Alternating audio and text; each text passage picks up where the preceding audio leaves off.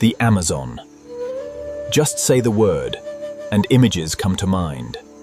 Endless green jungles, murky coffee-colored water, cries of unknown birds in the treetops.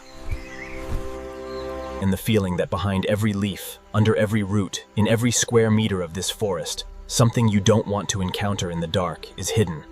And you are right. The Amazon is the largest tropical forest on the planet. 10% of all living species on Earth live here. 6.5 million square kilometers of jungle. That's more than the Mississippi, Nile, Yangtze, and Ganges combined. 40,000 species of plants, 1,300 species of birds, 3,000 species of fish, and several million insect species live here. Most of them science hasn't even had time to describe. Here, 1 hectare of forest grows more tree species than in all of Great Britain. Jaguars, pink river dolphins, harpy eagles with a wingspan of 2 meters, capable of snatching monkeys in flight, piranhas, electric eels capable of generating an 800-volt discharge, and the arapaima bullfish, up to 3 meters long, one of the largest freshwater fish in the world, which breathes air and can survive drought by burying itself in the mud.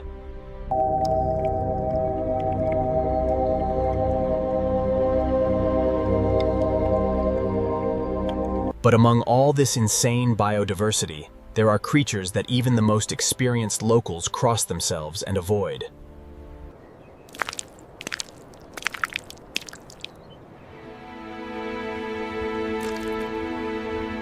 Creatures that kill with pain, terror, venom, and physical strength. Creatures that have evolved for millions of years, to become perfect predators, parasites, and hunters in this warm, humid hell. Today, we're going to talk about the 5 most terrifying inhabitants of the Amazon. And I warn you, if you were planning a vacation on the Amazon's banks, by the end of this episode, you might change your mind. Get ready, because nature here doesn't forgive mistakes. Number 1, the black caiman. When people think of dangerous Amazon inhabitants, they usually recall piranhas or anacondas.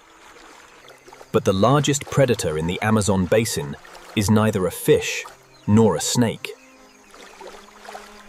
It's a reptile that lived here even when dinosaurs roamed the earth, and has barely changed since. Because it was perfect from the very beginning. The black caiman. This is a crocodilian reptile, a close relative of alligators, and it grows up to 6 meters long.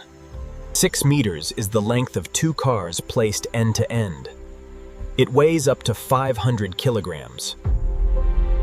And individual old males, according to unconfirmed reports, could reach even larger sizes.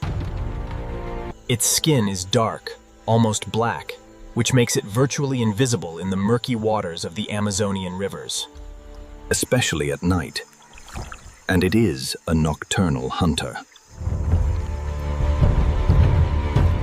When the sun sets and the jungle plunges into darkness, filled with a chorus of frogs and the chirping of cicadas, the black caiman comes out to hunt. It lies motionless on the surface of the water, exposing only its eyes and nostrils, absolutely invisible to any creature that comes to the watering hole. Its eyes glow red in the flashlight beam, like 2 smoldering coals above the water. And this is usually the last thing its victim sees. Local guides, taking tourists on night excursions through the Amazon's channels, specifically look for these red dots in the dark. Sometimes dozens of pairs of eyes line the shore like runway lights. The black caiman eats anything it can catch.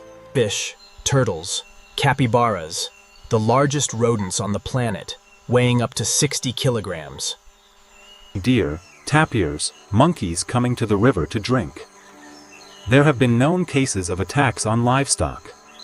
Cows and horses, which the caiman dragged directly from the shore before their owner's eyes. There have been known cases of attacks on people, and some of them ended in death. Unlike most caimans, which prefer to avoid humans, the black caiman is large enough to consider an adult human as suitable prey. Its bite is one of the most powerful in the animal kingdom. The jaw-clamping force reaches several thousand newtons, which is comparable to the bite of a saltwater crocodile, considered the absolute record holder among all living creatures. It doesn't chew its food. Its conical teeth are designed not for grinding, but for gripping. It grabs its prey, drags it underwater, and performs the so-called crocodile death roll, rolling around its axis to tear off pieces of flesh from the victim's body. This is one of the most gruesome sights. One can witness in the wild. The prey is incapacitated by the powerful action before succumbing to its effects.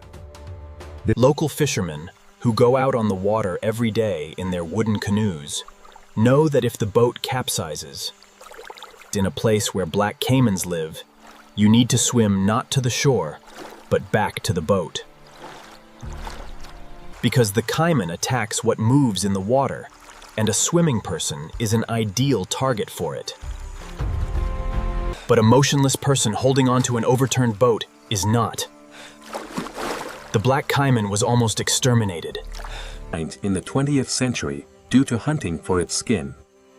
Its dark hide was highly valued on the leather market. By the 1960s, the species' population had fallen to critical levels.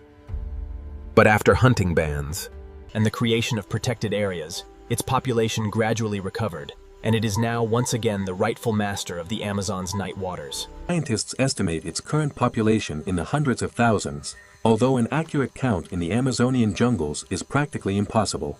Number 2. The Brazilian wandering spider. If you're afraid of spiders, you might want to skip this section. And if you're not, you will be after it. The Brazilian wandering spider, or Phoneutria, doesn't spin webs. It doesn't wait in ambush. It actively roams the night jungle in search of prey, hence its name, wandering. During the day, it hides in dark, damp places, under fallen trees, in hollows, in termite mounds, in wall cracks, and to the horror of locals, in human homes.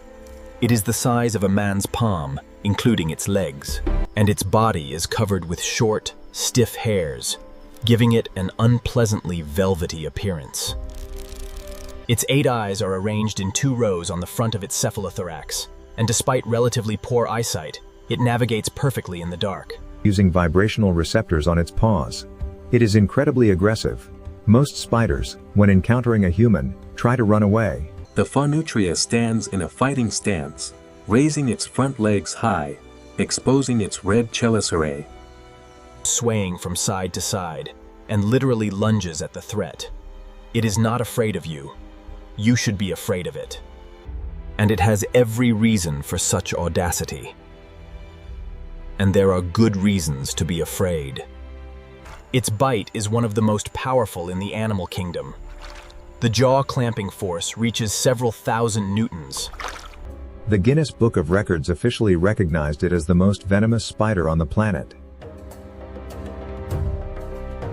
Its venom is a neurotoxin that attacks the nervous system. In the first minutes after the bite, a burning pain begins at the bite site, which quickly spreads throughout the body. Then, profuse salivation, sweating, tachycardia, blood pressure spikes and muscle spasms. In severe cases, paralysis of the respiratory muscles and cardiac arrest. Without treatment, a bite can kill a child in a few hours. Adults survive more often, but even for them, without an antidote, things can end badly. Fortunately, an antidote exists and is available in most Brazilian hospitals. But here's the problem. The Phoneutria likes to hide in human dwellings. It climbs into shoes, clothes, and stacks of bananas in the market. Every year in Brazil, thousands of bites from this spider are recorded, and a significant portion of them occur when a person puts on a boot in the morning without looking inside. Residents of Amazonian villages develop a habit of shaking out their shoes every morning from childhood. For them, it's not paranoia, but a rule of survival. Number 3. The green anaconda. Anaconda is a name that needs no introduction. It is the heaviest snake in the world, and the Amazon is its home. The green anaconda can reach 6 to 7 meters in length, although there are disputed reports of 9-meter specimens, and weigh over 200 kilograms. In 2024, scientists in Ecuador discovered and described a new species. This is not the longest snake in the world. That record is held by the reticulated python from Southeast Asia, individual specimens of which reach 10 meters. But in terms of mass, the anaconda has no equal among currently living snakes, which serve as ideal camouflage in the weed-choked channels. In water, it moves with surprising grace and speed, capable of swimming several kilometers without stopping. On land, it is slow and clumsy. Its huge body is not adapted for movement without water support. That's why the anaconda spends most of its life in or near water, in swamps, flooded forests, slow channels. It hunts from ambush, Lying in shallow water or hanging from branches over the water, absolutely motionless, sometimes for hours. until the prey comes close enough. Its patience is endless. It can wait for days. Anaconda strikes. That is, it kills not with venom, but by strangulation. It lunges at its prey with lightning speed. An anaconda's strike takes fractions of a second, and that's considering we're talking about a creature weighing 200 kilograms. It wraps its powerful muscle coils around the victim, each squeezing with hundreds of kilograms of force, and begins to constrict. Each time the victim exhales, the coils tighten slightly more, preventing it from inhaling again. This is not a quick death. Death occurs not from crushing bones, as many believe. Studies have shown that anacondas rarely break the victim's bones. It kills by suffocation and circulatory arrest. The pressure of the coils compresses large vessels and stops blood flow to the brain and heart. The victim's heart gives out in a matter of minutes. And then, the anaconda begins to swallow. Its jaws are connected by elastic ligaments, allowing the mouth to open to incredible sizes. An anaconda can swallow a capybara whole. It's a rodent the size of a large dog, weighing up to 60 kilograms. The swallowing process takes from several minutes to several hours, depending on the size of the prey. The jaws move alternately. First the left side moves forward, then the right. And the prey is slowly pushed into the esophagus. There have been known cases of anacondas swallowing 2-meter caimans, Mazama deer, and even jaguars, although the latter is considered a rare event. as the jaguar itself is the Amazon's top predator, and an anaconda would have a hard time dealing with it. After such a meal, the snake may not eat for several months, calmly digesting its prey in its massive body. While lying in a secluded spot and barely moving. Attacks on humans are extremely rare, but not impossible. In 2024, a professor from a Dutch university, who participated in filming documentaries about anacondas, that found the body of a local resident inside a huge anaconda. For local Amazonian tribes, the anaconda is a mythological creature, the mother of waters, the spirit of the river. And this mythology, as often happens, grew out of a very real horror. Number 4, the parasitic candiru. Now we move on to a creature that causes not so much fear as a deep, viscous disgust. The candiru is a small, translucent fish, from a few millimeters to several centimeters long. Thin as a toothpick, and almost invisible in murky water. It is so transparent that you can see its internal organs, and the host's blood in its stomach. It lives in the Amazon basin and belongs to the family of Vandelidae catfish, or Trichomicteridae. This family has several species, and not all of them parasitize in the same way. But the reputation of the entire group is as bad as it gets. Candiru is a parasite, and its way of life causes admiration among biologists, and horror among everyone else. Its usual prey is large fish. The candiru has incredibly sensitive chemical receptors, and it finds its prey by the trail of ammonia and urea, excreted by the gills of fish during respiration. Having found the signal source, the candiru swims up to the fish, penetrates inside the gill slits, and latches onto the soft, blood-rich tissues with sharp spines on its head, which act like hooks and prevent the fish from slipping back out. And then, it begins to drink the host's blood, swelling with saturation. Having fed in a few minutes, the candiru detaches and swims away, leaving bleeding wounds on the gills. The process is fast, effective, and ruthless. But the candiru earned its sad fame not for this. Among the locals of the Amazon basin, stories have circulated for centuries that the candiru can penetrate the human urethra. Of a person urinating in the water. The fish is allegedly attracted by the stream of urine, which contains urea and ammonia, the same chemicals released by fish gills. It finds an opening, penetrates inside, and gets stuck thanks to its spines, causing monstrous pain, inflammation, bleeding, and inability to urinate. It can only be removed surgically. Local healers, according to some testimonies, used an extract from the jagua tree, which allegedly dissolved the fish from within. But the effectiveness of this remedy has never been scientifically confirmed. This story has been passed down for centuries, by word of mouth, and became part of Amazonian folklore. Western travelers brought it to Europe as early as the 19th century. and it quickly became one of the most recounted medical horror stories in history. For a long time, scientists considered these stories exaggerations or urban legends. However, in 1997, a Brazilian urologist recorded and documented a case of removing a candiru from a patient's urethra. The fish was about 11 centimeters long. The operation was complex and painful.